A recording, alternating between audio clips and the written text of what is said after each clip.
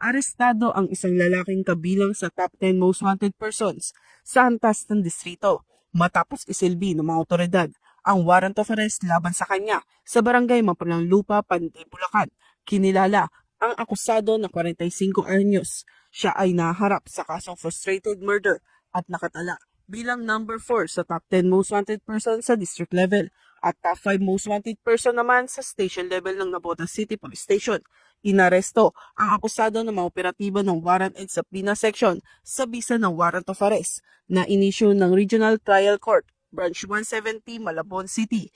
May inerekomendang piyansa na nagkakahalaga ng 200,000 piso. Sa kasalukuyan, ang akusado ay nasa Custodial Facility Unit ng Navotas City Police Station habang inihahanda ang pagbabalik ng warrant of arrest sa korte na naglabas nito.